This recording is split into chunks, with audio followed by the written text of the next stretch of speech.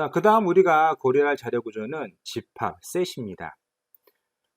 이번 시간에는 우리가 집합의 ADT, 다시 말해서 어떠한 액션들이나 펑션들이 이러한 집합의 자료 구조를 특징 짓는지, 또 어떻게 구현하는지 등등을 살펴보겠습니다. 우선 집합의 정의는 뭘까요? 집합은 우선 중복을 허용하지 않아야 됩니다. 이게 리스트하고 다른 점일 수 있겠죠. 리스트는 사실은 엘리먼트들이 서로 순서가 존재할 수도 있고요. 하지만 중복을 허용할 수가 있어요. 리스트는요. 하지만 집합에서는 중복을 허용하지 않습니다. 대신 뭐가 없습니까? 순서가 없어요. 그래서 선형 자료 구조가 아닙니다. 물론 집합을 리스트를 통해 구현할 수도 있고 거기에서 우리가 뭐 순서를 따질 수는 있겠지만 기본적으로 컨셉추얼리 집합은 순서를 허용하지 않고 순서가 없고 중복을 허용하지 않습니다. 자, 아래와 같이 표시할 수 있습니다. 이것은 여러분께서 아마 수학 시간에 많이 배우셨던 것일 거예요. 그래서 S라는 셋 안에 중괄호 안에 다양한 아이템들 들어있고 그 다음에 연산들이 있겠죠. 자, 두 개의 셋이 있습니다. A라는 셋과 B라는 셋이 있어요. 그러면 우리가 두 집합을 합할 수도 있고 다 교집합을 만들 수도 있겠고요. 그리고 차집합을 생각할 수 있습니다. 자, 그러면 이제 우리가 가만히 이제 머릿속에 그려보세요.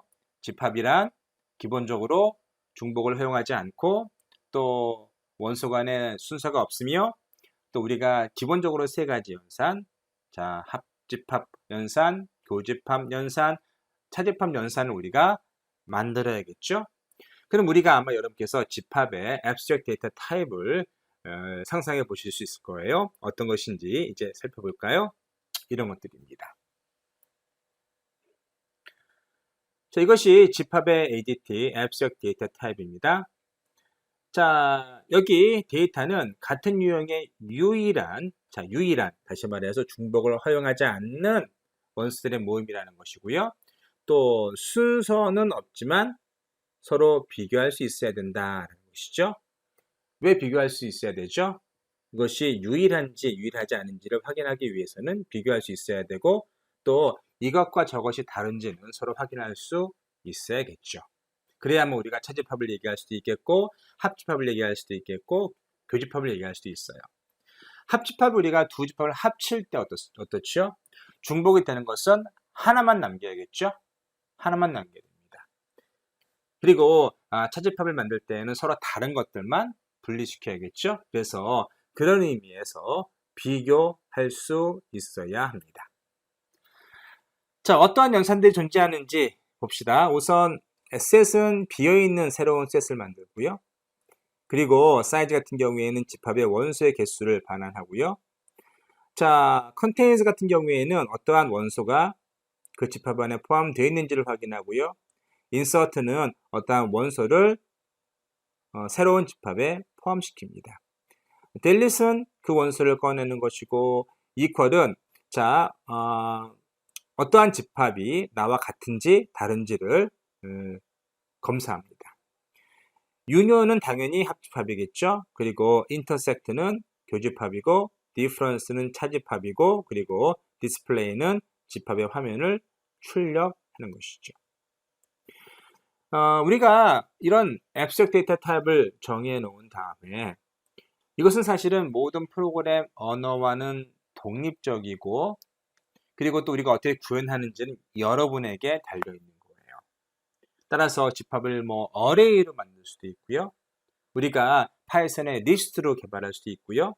또 앞에 우리가 직접 만들어 놓은 어떠한 리스트라는 데이터 타입 위에 또 이러한 집합을 설계할 수도 있습니다. 이해하시겠죠? 자, 집합을 어떻게 구현할 수 있는지를 이제 하나하나 생각해 보도록 합시다. 집합은 다양한 방법으로 구현할 수 있습니다. 리스트라든가, 빅벡터라든가, 툴이라든가, 핵심 구조라든가. 중요한 건 뭡니까? 중요한 것은 앞에서 우리가 이야기한 이 abstract 데이터 타입을 효율적이게, 다시 말해서 시간적으로 좀 빠르게 계산할 수 있어야 되고, 그리고 또 메모리를 절약해 가면서 구현할 수 있으면 되는 것이죠. 우리가 다뤄야 할 셋이 뭐 작게는 10개, 20개, 30개일 수도 있겠지만 최근에 빅데이터를 다루는 경우라면 이것이 뭐 10만 개, 100만 개, 1000만 개 이렇게 늘어날 수 있거든요. 근데 만약에 우리가 다만 10만 개 정도 아니면 심지어 10,000개 정도를 오퍼레이션 한다고 가정할 때에도 시간이 굉장히 많이 걸릴 수 있습니다. 그러면 사실 못하는 거죠. 생각해 보세요. 여러분 뭐 구글이나 아니면 뭐 네이버나 다음에 다양한 데이터베이스가 있고 사실은 거기에 있는 모든 컨텐츠들 다시 말해서 뭐 웹페이지라든가 아니면 영상, 동영상 이런 것들은 실제로 집합이라 할 수 있습니다. 두 개의 데이터베이스에 있는 것들을 합칠 수도 있어야 되고 또 서로 다른 것들을 구분해낼 수 있어야 되고 그런 것들이죠. 만약에 우리가 그런 것들을 집합으로 가정을 하고 앞에서 우리가 구현한, 앞에서 살펴본 에디트를 구현한다고 하면 다양한 방법으로 그러한 집합을 구현해야만 빠르면서 또 효율적이면서 그리고 메모리를 절약해 가면서 시스템을 만들 수 있을 것입니다. 자, 이 시간에는 우리가 집합을 리스트로 구현해 보도록 하겠습니다. 자, 여기 리스트를 보시면 일단은 여기 보시면 여기에 로컬, 다시 말해서 멤버 속성이죠. 그래서 멤버 속성인데 이것이 이제 셀프 아이템즈라고 그래서 자, 셋을 우리가 선언을 하면 요 이닛이 실행이 되면서 셀프 아이템즈가 만들어지죠. 이제 아래에 보시면 우리가 앞에서 AGT에서 정의한 모든 것들이 하나하나 정의되어 있는데요. 모든 것들을 다 설명드리진 않겠습니다. 자, 여기 사이즈는 기본적으로 렌을 이용해서 아이템즈의 크기를 살펴보면 되는 것이고 디스플레이는 프린트 해보면 되는 거죠. 또 뭐를 보시면 좋은가 하면 지금 인서트가 될 것 같아요. 인서트 같은 경우에는 우리가 아이템즈의 어펜드를 이용해서 엘리먼트를 집어넣죠. 뒤로 붙이는 겁니다. 뒤로 붙이는 것이고요. 이제부터 좀 더 중요한 부분인데 유니온이나 인터섹이나 디퍼런스를 좀 주의해서 보세요. 유니온은 파라미터는 뭐가 들어오죠? 자, 전달 인자로 즉 아규먼트로 set b가 들어옵니다. 다시 말해서 현재의 셋에다가 새로 들어온 셋을 붙여서 현재 셋을 유니온 셋으로 만드는 것입니다. 아시겠죠? 제가 잘못 말씀드렸습니다. 새로운 셋이 들어오면 현재 셋에다가 새로 들어온 셋을 합쳐서 자, 새로운 셋을 만드는 겁니다. 그러면 새로운 셋이 될 만한 그러한 객체를 미리 만들어 놓아야겠죠? 그래서 바로 그것이 요 첫 번째 라인입니다. 그래서 셋을 통해서 셋이라는 클래스를 통해서 셋 C를 만들죠.